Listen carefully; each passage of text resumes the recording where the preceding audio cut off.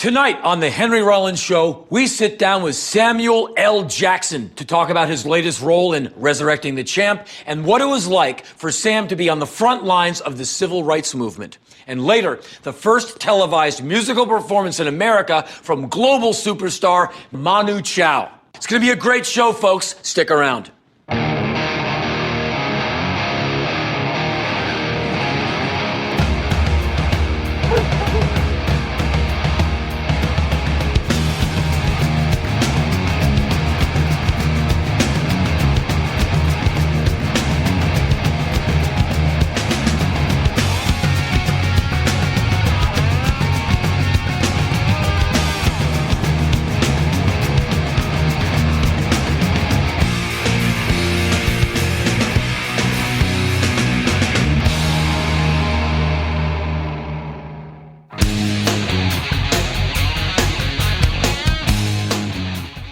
I've never gambled in the classic sense. Never pulled the arm of a slot machine, don't know how blackjack works, wouldn't be caught dead on a poker tour, and can't be bothered to put $1 on Black 47. I don't understand the compulsion to gamble. Why anyone would take their hard-earned or whatever way their money comes to them and hand it over to a stranger. There are literally millions of people in America who don't share my view and spend hundreds of hours and millions of dollars gambling in casinos and online like never before. I remember when gambling was something only tough guys did in movies, but now it seems that millions of Americans are willfully gambling away their earnings, thus ensuring them a broke-ass future. Gambling has become a mainstream pastime. It went from the casinos to seemingly everywhere else, and the demographic has widened, and now there's children with gambling debt. What is the attraction of throwing your money away? Why are so many college students getting addicted to online gambling? Shouldn't they be studying? And whose money are they gambling with? What amazes me is that people can't wait to divest themselves of their earnings. Casinos don't even have to try. People are willing to pay to lose their money. In Las Vegas, they can't build hotels fast enough to stem the flow of incoming suckers. Why are people so eager to go into debt? I don't get it. Perhaps I spent too many years working for minimum wage and being broke to throw it away in a few minutes. The final irony of America might be that the freedom that was so hard won might be the very thing that is this country's undoing, one hand at a time. Do you feel lucky? Well, do ya?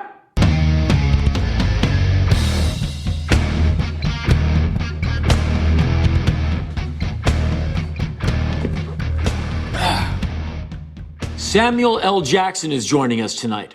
With a level of talent matched only by his determination, success was inevitable. He caught our attention as Gator in Spike Lee's Jungle Fever and demanded it with his iconic role as Jules in Pulp Fiction. Samuel has since starred in countless films, and his most recent is the upcoming Resurrecting the Champ. Sam? Hey. It's great to have you on the show. Wow, that was awesome. Yes. I've never been introduced that way. Thank you. You're very, very welcome. I want to talk immediately about Resurrecting the Champ. What's it about? It's about a reporter, actually, who's trying to live up to his father's legacy. His father was a very famous reporter, and he hadn't found that story that's going to break him into the, I guess, Writers' Hall of Fame or whatever, respectability as a writer. And he discovers this homeless guy in an alley one night being kind of bum-fought by these kids who know he lives in this alley, and the guy tells him he's this ex-heavyweight contender who was almost a champ, and he thinks he's found his story, and he starts to write about this guy. And that would be you? That would be me. And he's very open and honest with this writer about his life and the guy's father, because he knows his father, and he talks about his father. And he understands what this kid needs, and he's trying to help him get there. And then when the kid kind of realizes what happens and gets angry with him, he can't understand why he's angry, because he says, I gave you what you wanted. I wasn't asking for anything. I was living my life. You interrupted my life. So the honesty that he has about who he is and what he's trying to do is very, cool in terms of how the story plays out. And then he finally reaches a point where he accepts something else about himself, that he can actually be himself in another kind of way. This character has an alcohol abuse problem, and this is not the first time you've had a role that deals with addiction. You've been very forthcoming in the past about your substance abuse. Did it ever make you reflect on what may have become of you if you weren't able to shake all that stuff off? No, I never think about that. I always think that, things happen for a reason. And when your path crosses someone's or something happens that causes you to change, sometimes the change is painful and it hurts to make that change, or you're very resistant to it, because, I went into rehab kicking and screaming. It's like, I don't have a problem. But once I got there, I was kind of like, oh, okay, well, all right, I'm getting some rest, and this is kind of cool. All right, and I haven't tried this, so let me try it. So I started to try it. And for me, the palpable or the realistic difference between where I was and where I am now is right there. Because while I was doing all that stuff, I was kind of stuck in this kind of flatline place. And everything changed. So for me, I had a real honest choice there. Do you like what this is, or do you like what that was? So I could make that balance. So when, in the early days, those choices came to me, whether, I feel like I want to drink, or I feel like I want to smoke a joint, or do I want to go buy some coke, I could say, or do I want to continue making movies like this and going on location and meeting people and moving in another direction. So I said, okay, let me try that for a while. And the more I tried it, the better off I became. So for me, it always seemed like if I made the bad choice and I picked up a drink, I picked up a drug, then I could go back to being nothing. Or I could stay in this particular place and be Samuel L. Jackson, right, which was kind of interesting. So the more I tried, it was cool. So I trust that instinct. Right. You came up in a very interesting time in America racially, in Tennessee, which may have been a little behind the times, or maybe in the times, back in the 60s with segregation. Yeah, for sure. Growing up really in the middle of that, what is that, have you brought any of that with you into what you do as an artist now? Well, I'm sure. All your experiences inform what you do and who you are. I didn't grow up with a sense of bitterness because of it. That was just the way life was at that particular time. And as things changed, I kind of flowed with all that. And I always think of my life as a different set of hairstyles. I had like short hair for a long time, so I stayed out of the way. And then all of a sudden I went away. I came back with a big afro. My grandmother and my mom lost their minds. Cut your hair. They're going to kill you if they see you with this hair. I was like, yeah. And then, you go from that into, I had pressed hair for a while because I was trying to be a player in Atlanta, a gambler and hanging out. And then I had braids, and then I had twists, and I had all this other stuff. And I lived in the SNCC office for a while and hung out with Rap Brown and all these people. So all kinds of things that, things that went on throughout my life. Let's rewind the tape just for a moment. I was going to ask you about SNCC, Student Nonviolent Coordinating Committee. Right. You were a member of SNCC. Let's talk about those days because it's really interesting to me, and I've never really met. Well, you knew Stokely Carmichael, Kwame Ture. Yeah. That's incredible. I once saw Kwame Ture, or Stokely Carmichael is called back in those days. There's a black and white film of him, not exactly a performance film, but it's one of his speeches. And the, Panther guys are lining the front of the stage. It's all very intense, and he's up there saying some of the most radical stuff. You need a gun to survive America. Black man, wake up. You need a gun to survive America. Yeah, violence is as American as apple pie. Yes, and we will give the Uncle Toms one chance to come back, basically into the fold. If not, you got to go. Yeah, my favorite statement from that time was, at a certain point, caution becomes cowardice. No slave should die a natural death. So, coming from all of that, well, what were those times like? Fun, trying, extremely interesting, dangerous. Yeah. A lot of, one words that you can throw in there, to the point that I remember in, was it maybe 69, summer of 69, when I was living in the SNCC office, because I didn't have an apartment, so I used to live in the office, and we were just kind of crazy and doing, all kinds of stuff, and we were running a food program for kids down in Atlanta, whatever, that the FBI ended up going to my mom's house in Tennessee and telling her, it's time to get him out of Atlanta. See, I think that's probably what pissed off Hoover the most and COINTELPRO's. Like, they're feeding their own people? They're giving them enough food so they can be good students? No, we've got to kill them. Yeah. I mean, that scared them more than anything. More than anything. And that it was effective, that little kids, are like sponges, and you can feed them revolution, and they understand it, that you are the future, that, there's no way that this is going to end peaceably, which is what we thought, because we actually used to think, they're coming. Yeah. And especially, I remember when Kennedy was killed, that was the feeling in our, neighborhood. They're coming. So everybody had their guns loaded and was kind of in the house looking out. So it was like that, and all that stuff leads up to what all that was. And we were part and parcel of what we thought was the solution and what they thought was the problem. And I remember, the most drastic thing that happened in the summer of '69 was all of a sudden they took all the marijuana and all the hallucinogens were taken out of Atlanta. And the only drug you could buy was heroin. The only drug you could buy was heroin.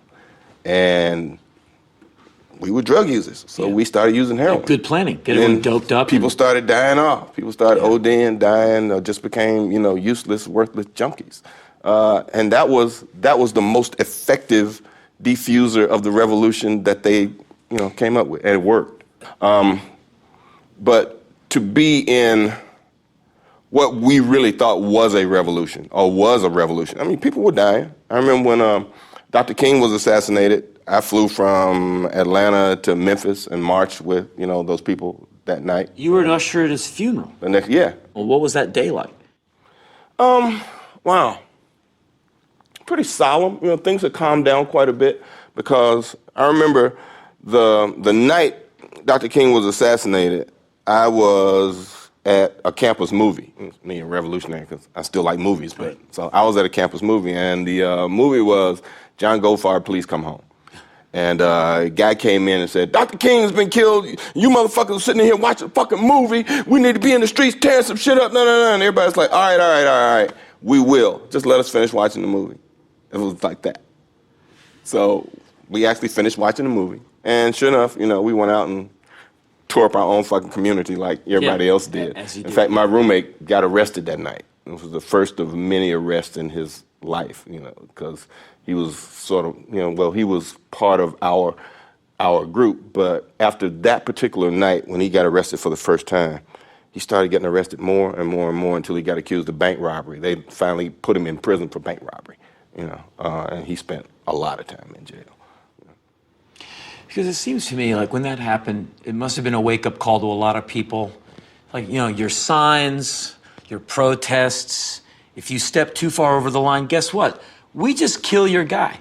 We just take people out. That's how we roll. Mm-hmm. But it's just a hell of a time. And it's just amazing to hear you talk about all this and talk about knowing people like Carmichael, just because to me that you all weren't in history, you were making it. Talk about bleeding edge. You were...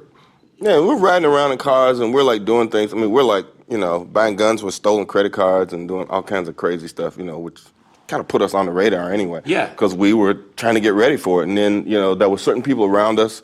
There were nights when you would miss getting a ride with somebody and the next thing you know, that car would blow up. Yeah. And people were dead, and you go, damn, I could have been in that car. Right. But then it also kind of steeled you in another kind of way, because it was basically the same thing that was going on in South Africa, except, they weren't owning up to it. The FBI never said, yeah, we did it. Right. They would say those guys were making bombs and they had something in their car and they didn't do it right and it went off. And we'd say, that dude was, totally frightened of, he wouldn't touch a gun. He definitely wouldn't have a Molotov cocktail or anything else in his car. So there's no way his car would blow up. But there's nobody you could tell that.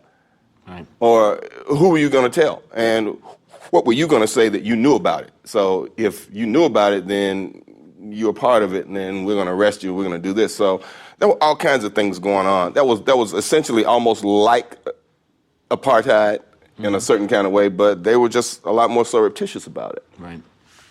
Back during the Vietnam War, you'd see everybody protesting, well, those who were inclined. Students just get up off their ass and get civically busy. Yeah. These days, not so much. I think... Because there's no draft. I'm glad you said it, so I didn't have to. Thank you. Yeah. Well, what do you think about what's going on now and what young people are doing and not doing? Does it make you angry? I mean, you come from being very civically motivated to where you put your life on the line so others could be free. I mean, that's pretty heavy stuff. I'm sure you're having a great time while doing it, but it was part of a much bigger picture that you were striving for. These days, I think civil rights, freedom of expression, freedom of speech is under great attack, and students don't seem to be all that angry about it.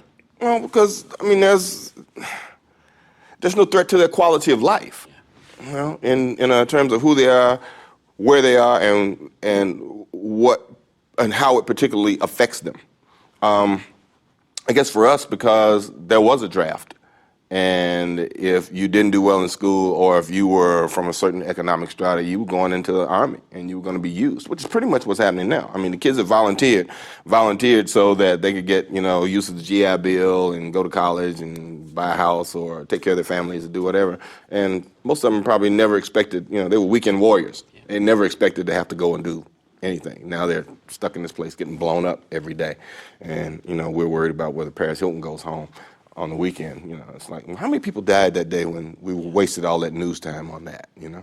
And anything to keep the war off the front page. Yeah. So when we talk about it now, or look at who's dying, it's nobody of any consequence to the kids who are watching it. Somebody might know a kid they went to high school with, you know, if they're in college or if they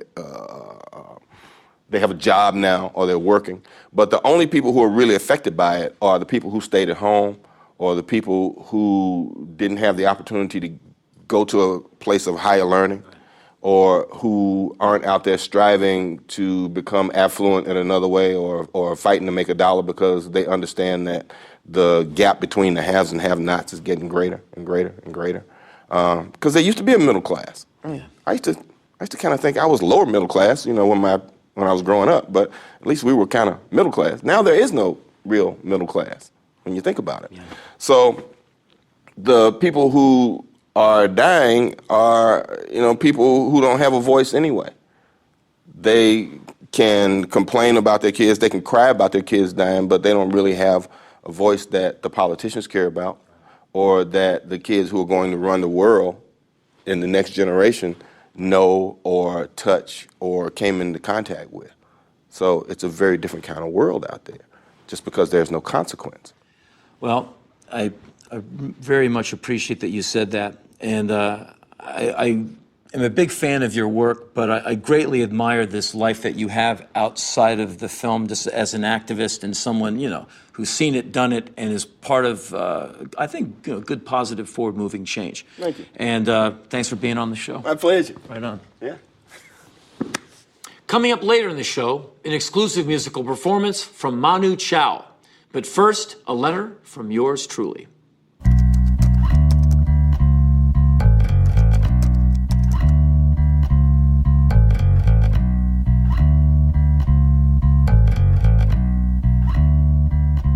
Dear Jesus, I'm writing to you from Jerusalem.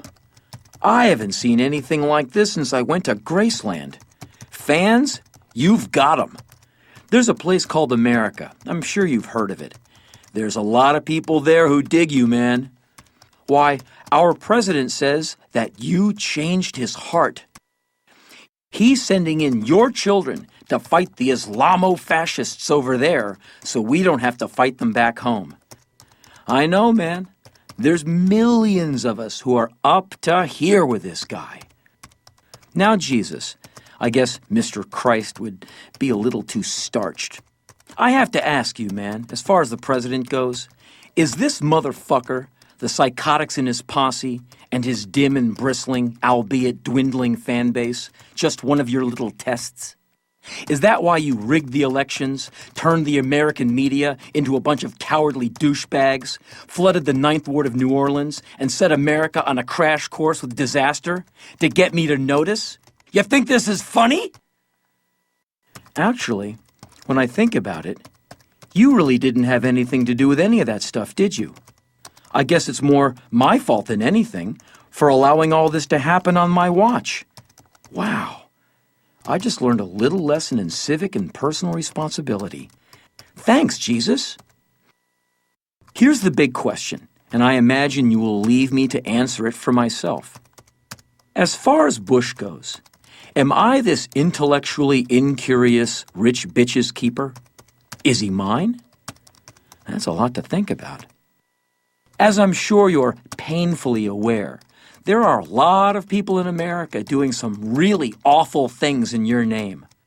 I wish you would come back. I wish you'd come back and say, I'm here, I'm queer, I died for your sins. Now what are you going to do for me? That would confuse the hell out of them. Well, I know you're busy, man, so I will belabor you no more. I don't need a heads up on the rapture. I'm ready when you are. Henry.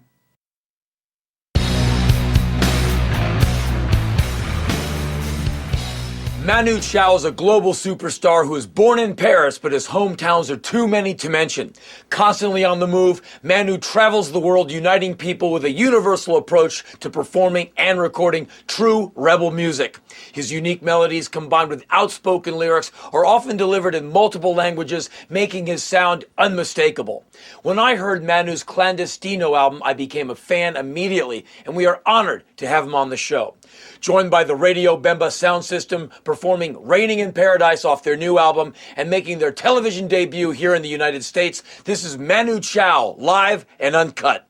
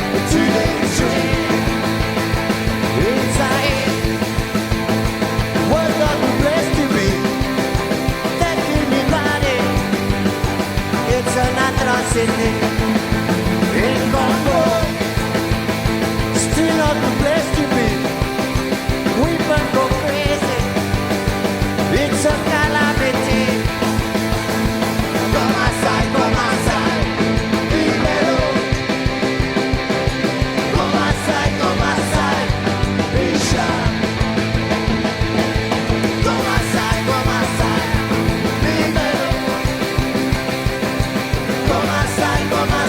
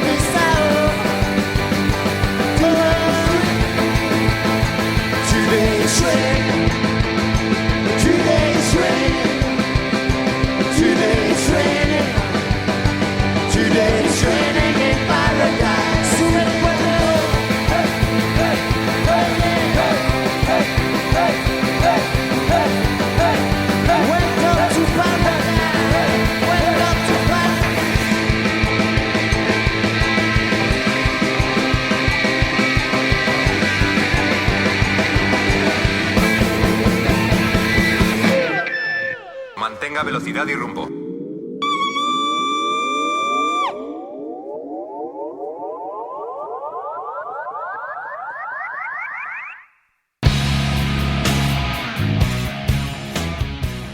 That's our show for tonight. Thank you again to my guests, Manu Chao and Samuel L. Jackson. We'll see you next time.